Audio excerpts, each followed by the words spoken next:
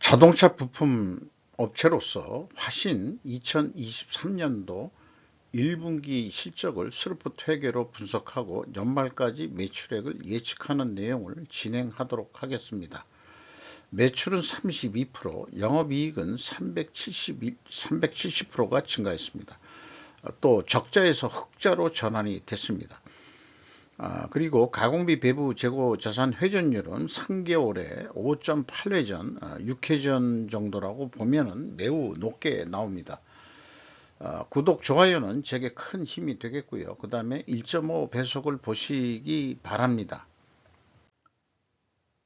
먼저 원가회계 손익으로서 매출은 2,477억 원을 달성해서 전년보다 32% 증가했고요. 가공비 배부 재고자산은 11.6% 증가했습니다.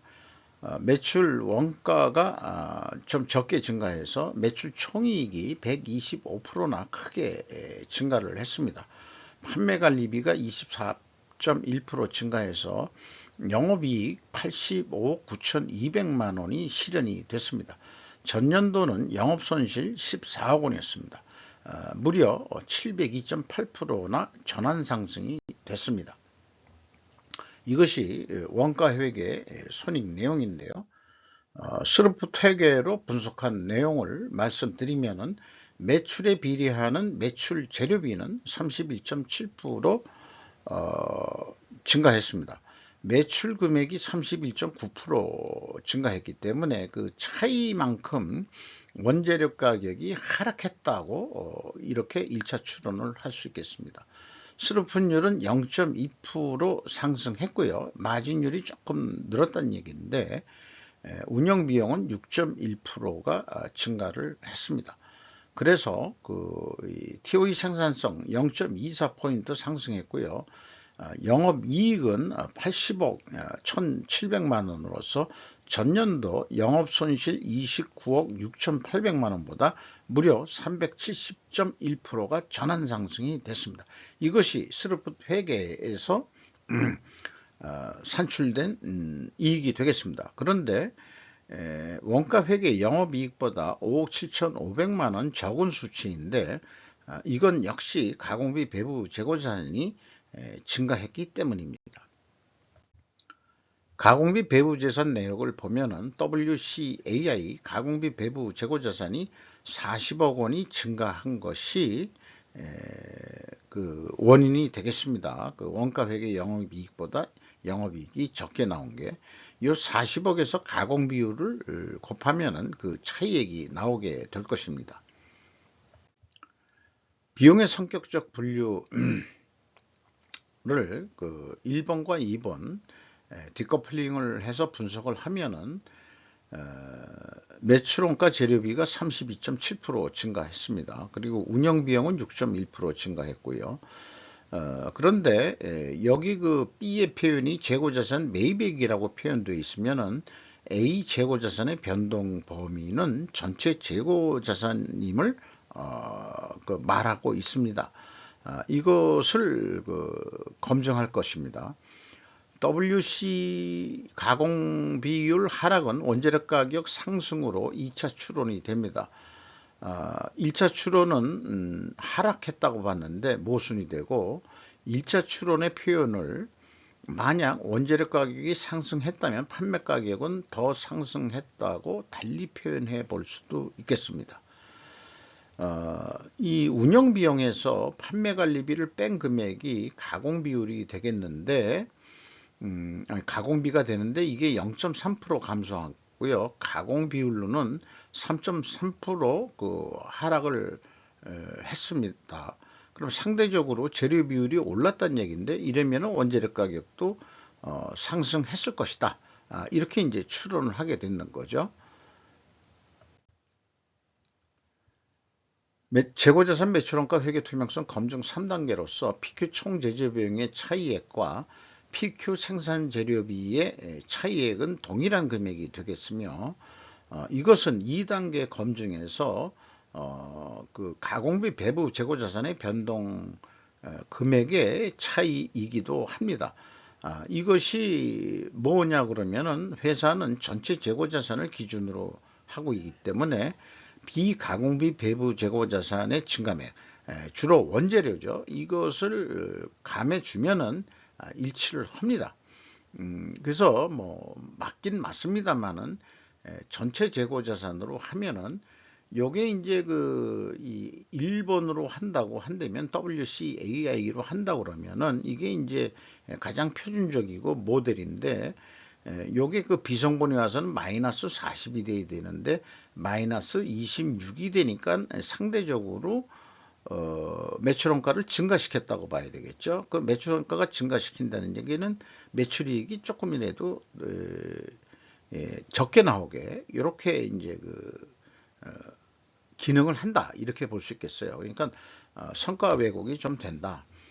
그리고 또 3단계는 검증이 불가능합니다. 현금 흐름표에 현금 증가액이 재고자산의 증가액을 공시를 안 했습니다. 운영비용에서 인건비가 194억 원대가 집행이 돼서 7.1% 증가했고요. 직원수가 49명이나 크게 증가했습니다. 매우 또 감사한 일이고, 자동차 업종이 직원수들을 부품 업종들도 직원수들이 계속 좀 증가하는 데가 많네요. 완성차 메이커가 그만큼 다들 잘 나간다, 이렇게 볼 수 있을 것 같습니다. 평균 임금도 8,110만 원으로서 1.6% 상승을 했습니다. 임금 인상률이. 인당 평균 매출액도 크게 증가했고요. 지급 수수료가 7.6% 증가했습니다. 이런 걸 종합한 경영평가 지표로 보면은 재고 회전율이 5.8% 상승했고, 수르푼율이 0.17% 상승을 했습니다. 이렇게 동일 방향이면 투명 회계 가정을 세우는데 입증을 하려 그러면 원재료 매입 가격 하락과 판매 가격 상승으로 입증해야 됩니다. 이것은 1, 2차 추론한 거하고는 또 모순이 되죠. 이거를 어떻게 이제 해결해 낼 거냐, 그거가 이제 관점이 되겠습니다.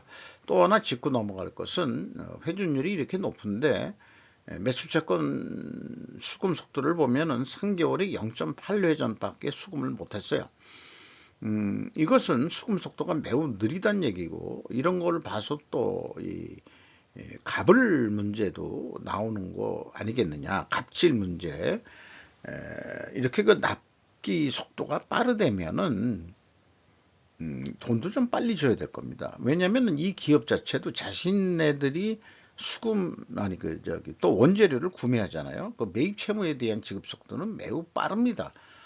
그럼 완성차 메이커한테 납품하고서 대금 수금을 제대로 못한다는 얘기인데, 이제 왜 이런 좀 형평스러운 상거래가 돼야 될 텐데, 이런 이 매출 채권 수금 속도, 이런 것들이 뭐 대중소기업 상생지수 뭐 어쩌고저쩌고들 많이들 얘기하는데, 저는 이거 한 가지만 보면 된다고 봅니다. 수금 속도가 얼마나 빠르냐. 그게 내가 빨리 수금하고 싶어도 저쪽에서 늦게 주겠다는데 갑이, 이건 할 말 없는 거죠. 그런데도 불구하고 거기 아니면은 납품할 데가 없으니까 그게 문제겠죠. 이 납품업체들은 지금까지 논의한 내용을 이 충분조건 논리로 다시 한번 좀 논리적으로 정리를 하면은, 만약에 재고 회전율 상승과 수르푼율 상승 순방향이면은 투명회계 가정을 세웁니다. 이것을 입증하기 위해서는 반증이라고 제가 잘못 썼네요. 원재료 가격 하락과 판매 가격 하락, 가중평균, 요걸 잘못 썼네요. 판매 가격은 상승으로 가격을 확인해야 된다. 이거 저도 이제 하루에 여러 건 하다 보니까 요거 제가 좀 깜빡한 것 같습니다. 그리고 또한 이 투명 입증을 위해서 필연적으로 존재할 다른 증거를 찾는다면 재고 회전율을 수량으로 산출해 볼 것. 그 다음에 재고자산 변동 범위를 필히 WCAI로 할 것. 이래 가지고 증거를 제시하면 될 거라고 저는 믿습니다. 그래서 참 뭐 모순된 이 입증 추론이 나오기 때문에 보면은 원재료 가격이 오르긴 올랐어요. 단순 평균으로. 그런데 이제 이 판매 가격은 약간 더 오른 거죠. 네. 그래서 뭐 나름대로 이 추론을 했던 것은 입증이 되지 않겠느냐, 이렇게 봅니다. 그래서 다시 한번 정리해서 말씀드리면은 납품 판매 가격 상승에 비해 상대적으로 원재료 가격이 하락했다고 다르게 표현해 볼 수도 있는 거다. 그러면은 1차 추론, 2차 추론이 모순된 점이 해소가 된다. 이렇게 볼 수 있겠습니다. 원가 개념으로 이 예측을 해보면은 연말까지 한 1조 원 정도 할 거라고 예상이 되는데, 요걸 그냥 판매 계약이라고 본다면은 단가 계약이라고 견적을 100만 원 냈는데 견적 낼 때는 재고를 감안 안 하죠. 그래서 이렇게 브릭다운 해가지고 견적서 내면은 얼마로 내겠냐 그러면은 일반적으로 재료비 얼마, 가공비 얼마, 그 다음에 판관비 얼마, 그 다음에 우리 마진 얼마, 이래 가지고 얼마 주세요. 뭐 이런 식으로 할 겁니다. 그래서 이게 100만 원에 계약이 됐다 그러면 한 3만 7천 원 남는 거로, 요 경우 재고가 12% 오르는 것으로 봤을 때 이런 37,524원이 남는 거로 됩니다. 근데 반대로 매출액 증가 없이 이 재고만 줄인다. 생산량을 감소해서 그러면은 영업이익이 이렇게 감소하는 거로 되어 있습니다. 완성차 메이커에서 구매가격 검토 시 2023 제한처럼 재고 증가 관계는 감안하지 않을 것입니다. 정정 가격보다 인상 요인을 반영해주는 구매자가 역량이 있을 것이다 라고 생각을 하게 되네요. 스루프 관점에서 보면은 있는 데이터 그대로 적용해도 한 99만 원 선이면 될 거로 나옵니다. 계약을 99만 원에 할 수 있습니다. 더 싸게 하겠다, 만 원 더. 그러면은 그래도 남는 거는 3만 1천 원 남는다. 원가 계약하고 틀려서. 그러면 더 남자 그런다면은 재고 회전율을 24회 전까지 해보자. 워낙 또 회전율이 좋은 데니까. 그러면은 한 3만 8천 원 정도 이익이 더 날 것이다. 매출액도 조금 더 증가하고, 재고 회전율을 감소시켰을 때는 변동은 없습니다. 계약 단가하고. 왜냐하면은 이 재고에 관계없이 매출에 비례하는 매출재 대비로 손익을 따지기 때문에 그렇습니다. 일반적으로 제조원가 예측보다 스루풋 회계가 판매 가격이 낮게 예측이 됩니다. 지속적 인과관계 연구 과제이긴 합니다만은 제가 별로 신경 안 쓰다가 몇 군데 대표 샘플로 해서 이제까지 분석하면서 형성된 어떤 인지된 지식을 가지고 어떻게 이 추리나 논리적으로 생각하면은 결론은 났어요. 재고가 증가할 때는 이 원가 회계는 금액이 높게 나오고, 재고가 감소할 때는 원가 회계에는 예측 금액이 낮게 나옵니다. 반대로 재고가 증가할 때는 스루풋은 견적 가격을 낮게 낼 수 있고, 또 이 재고가 감소할 때는 원가 회계보다 예측 금액이 좀 높게 나오게 되어 있습니다. 그것을 인정받는 받는 그런 거를 좀 나중에 도표로서 만들어 가지고 우리가 해결해야 될 그런 거로 한번 좀 더 제가 좀 더 정리를 해보고 싶어요.